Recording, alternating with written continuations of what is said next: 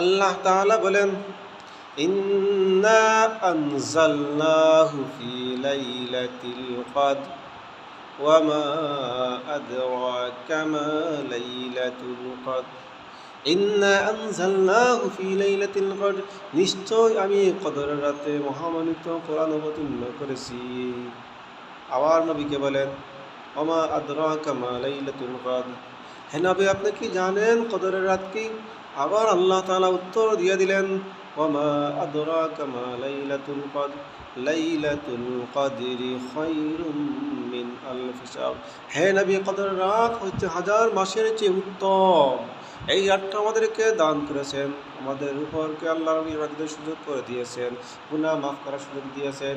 বিশ্বনবী সাল্লাল্লাহু আলাইহি ওয়াসাল্লাম বলেন, যদি কোনো ব্যক্তি ইমানের সহিত সওয়াবের আশায় কবরের রাত্রিতে ইবাদত করে, নবীর তাসবিহ তাহলিল করে, কুরআন শরীফ পড়ে, ইস্তেগফার করে, সালাত কায়েম করে, তাহলে আল্লাহ তাআলা তার জীবনের সমস্ত গুনাহ মাফ করে দিবেন।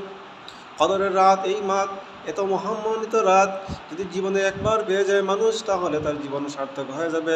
বিশ্বনবী সাল্লাল্লাহু আলাইহি সাল্লাম বলেন, যে কদরের রাত পেল না, রমজান পাইল কদরের রাত পেল না, তার চেয়ে হতভাগা এই জমিনে আর কেউ হতে পারে না।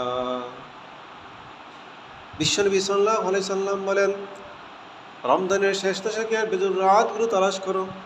যে ব্যক্তি বিজুর রাতগুলো তালাশ করবে সে নিশ্চয়ই তখন লাইলাতুল কদর পেয়ে যাবে। আর যে লাইলাতুল কদর পেয়ে যাবে, তার জীবনের সমস্ত গুনাহগুলি মাফ করে দেওয়া হবে, তার আমলনামায় হাজার মাসের চেয়ে উত্তম সওয়াব দান করা হবে।